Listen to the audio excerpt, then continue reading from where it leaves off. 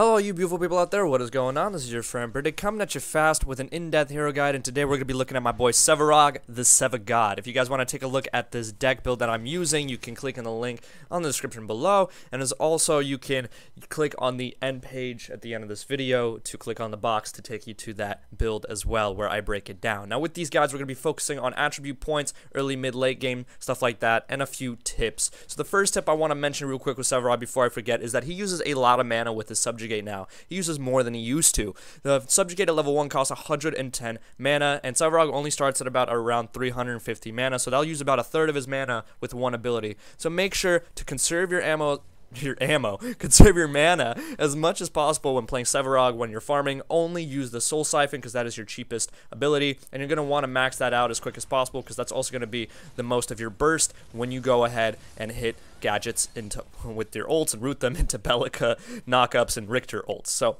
focus your Soul Siphon, then your Subjugate, then your Dash, and then your ult, of course. Now, when it comes to attribute points, you want to focus Vitality first, then you want to do Agility, and then maybe a little bit of Intellect. I have a couple points thrown into Intellect at the end of the game just for some more mana regen because the sustain on Sevarog is good at that point, but his mana sustain's not that great. And only use Subjugate to farm, again, when you're about to back and go ahead and spend some points.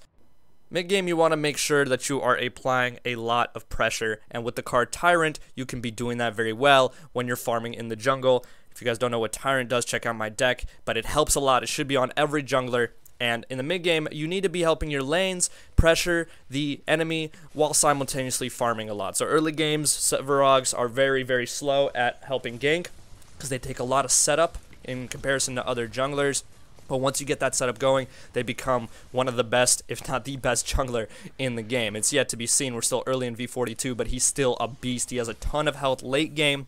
Unfortunately, we did not get into the super crazy duper late game in this game where you have all three of my final cards that I show off in my build, but he still has about 3,000 health at the end of this gameplay, and that's just with his mid-game cards. So it's pretty awesome. It's pretty awesome. You want to focus Vitality and then Agility. You want to try and work them hand in hand, however, because Agility does give you basic armor. As you can see right here, I have 10 Vitality and 7 Agility, so they're somewhat similar, but you want to be focusing Vitality because that's where your most offensive cards are going to come from. You're going to need 13 Vitality for Godmother Vigilant, and then 9 for Thermobond, Unrelenting Spirit or something like that. I forget the name of it already for some reason. I just keep calling it Thermobond, but you're going to need a lot of Vitality, so definitely do that, plus all the gems are in Vitality as well. Also, a couple points in Intellect does not hurt, like I mentioned earlier, which you'll see here. I'll show again what my attribute points are set as.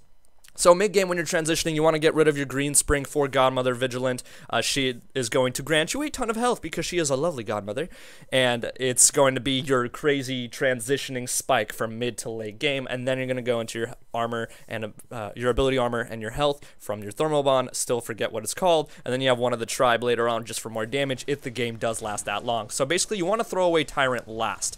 You want to throw Tyrant away for one of the Tribe. You want to hold on to it as long as possible because once you throw Tyrant away and any other card that gives you stacks while you have the card equipped, you will lose those stacks, you will lose those bonuses and those buffs, and if you re-equip the card later, you will still have those bonuses and buffs gone. You'll have to start all over. So be very, very careful with cards like Tyrant and be very decisive when you want to throw them away. I recommend holding on all the way to late game until you need a card that is no longer going to help you farm up, and instead it's going to help you have results in team fights. And that's what Sevarog is all about. He is an amazing peeler. He has his root, he has his ult that knocks people away with that colossal blow. The Subjugate is also a slow, so after the root they're still slowed.